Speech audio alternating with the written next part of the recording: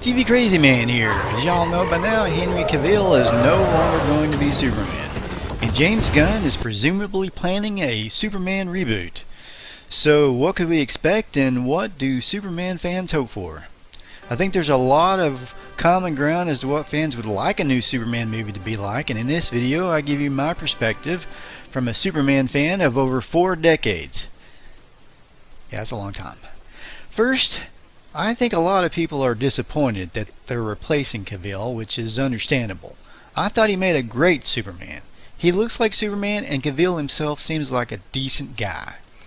He doesn't come off as some kind of self-obsessed activist like a lot of Hollywood actors these days, and from his comments at least, he seems kind of humble like the character Superman himself. I really hope they don't replace him with some kind of, out of shape, super twitting, politically obsessed communist. The guy that plays Superman needs to be, first of all, muscled up. He's got to be a guy that lifts weights. Now, Christopher Reeve was a skinny guy to start with, but he packed on several pounds of muscle for his role as Superman, even though at first they offered him a padded costume. So the movies that Cavill Superman had been in did have a bit of a mixed response, but overall Cavill himself had a great reputation, so starting over again doesn't make a whole lot of sense. Now, Cavill knows Superman as well. He knows his character wasn't portrayed perfectly on screen, but of course, he had to follow the script and the direction it was given him. Cavill had posted on social media that he was excited to do a more hopeful Superman that was more in tune with what people were used to in the past. Now, really at this point, the only benefit of starting over again is that Cavill may not be able to play Superman as long as someone that's a bit younger, but Gunn is taking a risk that he can find someone as good as Cavill. All Cavill needed was a good script that set the right tone of hope and optimism that Superman had. The only other thing is that if you want to throw in the American patriotism that Superman has had in the past, well then it is kind of weird for Cavill to be the icon of America since he's actually from the UK. Of course, we would be lucky if we got a modern Superman movie that harkened back to Superman's patriotic roots. Fights a never-ending battle for truth, justice, and the American way. A man has got to stand for something, especially a Superman. And if he doesn't have old-fashioned values that he represents with a wink and a smile, then he's just not Superman. At least that I imagine from years of reading comic books and watching just about everything with Superman in it for decades now. Now, in the 70s, when Christopher Reeve took over, patriotism seemed a little outdated. Now, these days, it seems almost like a declaration of war with Hollywood. But if they can't bring us a Superman that loves the ideal of America, then they'll just have another so-so Superman that people may half-heartedly go see just for the special effects. There's a lot that has to go right with a good Superman movie, and the most important thing is that the audience likes the character and personality of Superman as he's portrayed on the screen. Now, Superman, he needs to be happy all the time, not stressed out. He's Superman. He's got it together. He's not Spider-Man, all worried and stressed out about the rent and Aunt May all the time. Not that I don't love Spider-Man movies, but you can't make Superman into Peter Parker. They have things in common, but they're just not the same character. Superman has got to be confident in his abilities and certain of his goals. When he does get stressed out a little bit, the situation just got real.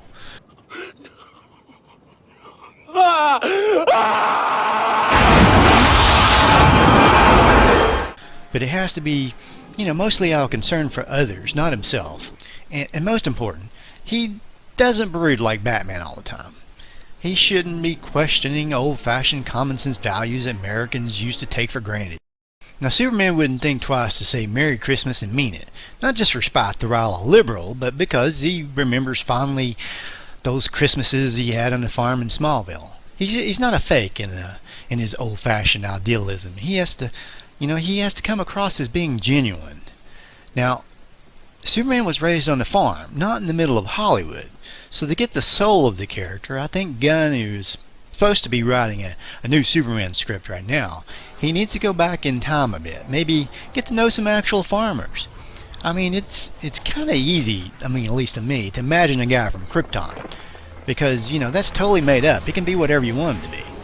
A Kryptonian can just basically be any way you imagine it, but a man raised on a farm has certain values and a way of looking at life that needs to be authentic if it's going to work with the audience's imagination. Now you can look at other Superman presentations on screen as well. You take Cain. In that series, Superman is presented as a guy who's so old-fashioned, he waits until marriage until him and Lois ever, I've never known anyone with as pure a heart. And so, today... And then, of course, George Reeves had that sort of wink at the camera magic going on that, that any Superman actor really needs to have.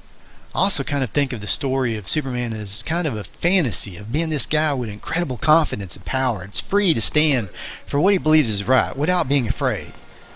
Great power in the real world usually corrupts, of course. A man with that kind of power would be tempted to lord it over everyone, to force everyone to live by his agenda.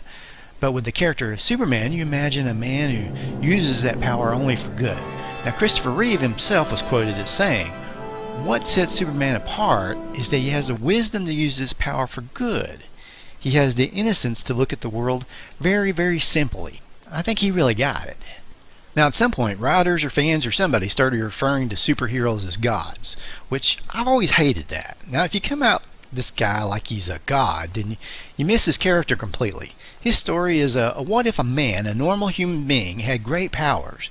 And what makes this work, even though he's supposed to be an alien from Krypton, is his humble upbringing on a Kansas farm. Now, you always hear about how Hollywood struggles coming up with a Superman movie as good as Superman the movie. But I hate to say it, but I think most of that stems from the fact that Hollywood doesn't really want to do a Superman movie. Not if they have to do one who resembles the original character. I mean, of course, these days, it's not only Superman, but every character is getting dumped on and sacrificed to this crazy false god of wokeness. They don't even care about making money anymore. Just look at what DC Comics has done to their characters in the last few years. I mean, they might as well be charging readers for socialist propaganda. Of course, nobody buys comics to be brainwashed into the latest ever-changing woke college ideology of the day. That's not what most people think of as entertaining. Even people that prescribe to that kind of thinking. People still love Superman the movie because it's timeless. It represents entertainment in its simplest form. Beautiful at times, exciting and humorous at others. Now, on one hand, I don't think they need to do the Superman origin again. But, it wouldn't hurt to have some flashbacks to Krypton when it relates to the story. And to Smallville especially, to remind the audience of who Superman is internally. Now, there is one thing I would change. I think I'd veer away from the Krypton represented on Superman the movie. Not that there was anything wrong with it, but design-wise, I think it may be just a little bit more of a product of the 70s. It's got that sort of disco feel to it. I still love it, but I think I'd actually go retro a bit farther back. What would the Krypton from the earliest comics look like with the use of today's technology? Now, I hope they don't completely rely on CGI for everything. I want to watch a movie, not a video game. And sometimes CGI is used too much. I hope they use a lot of real-life props and actions as much as possible. And the more actual props and backgrounds are used, I think they create something that's more realistic to the human eye, which of course should be the goal. Now, just a quick reminder before we continue, please don't forget to subscribe if you haven't already and hit that bell so you don't miss another new video. Let's get back to the video now. The kind of realism that I hate in a movie like this is when they try to make every character ultra realistic and depressing like real life. I hope they don't lose sight that this is a fantasy and the audience wants to get away from problems of the world for a couple hours. Now, sometimes this urge that they have for realism actually has the exact opposite effect. For example, Jonathan Kent in Man of Steel should never have even hinted that Clark let people die to protect his identity. What was I supposed to do? Just let him die? Maybe. Now, I don't want to dump on that movie too much because I have to say the casting was perfection and the action was superb and there was a lot of great moments, but then there were some scenes that just didn't jive. Which reminds me of another bad scene where Jonathan Kent buys the farm, so to speak. I mean, whoever thought a farmer would risk his life for a dog and just stand there and get swept away by a tornado? when Superman could have moved so fast nobody would have even saw him save his dad. I'm just saying, you can get away with some scenes that don't make perfect sense, but not when it's one that's so important to the character.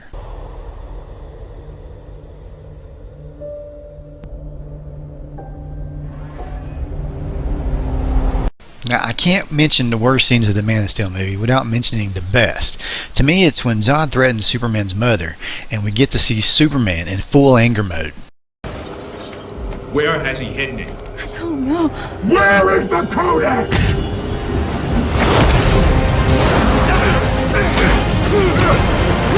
You think you can threaten my mother? Now, going back to Superman the movie, the scenes that hold up the best to this day are the Smallville scenes, especially the funeral scene. The music is beautiful. It gives you a lump in your throat. Now, even though it's filmed in Canada, I can't imagine a more symbolic picture of America and its spirit.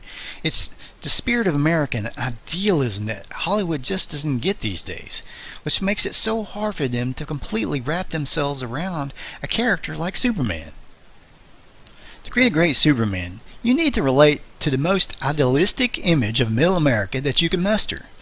Sure, America has never been perfect, but what we as a people strive for is not what America necessarily was in the past, but the ideals that America strove for in the past. Of course, no generation is perfect, but you can tell a lot about a people by what they look to for inspiration and the principles that they strive for. Now, what about James Gunn? Is he really the right man for the job to head up the next Superman movie and control the direction of the new DC universe? I don't know.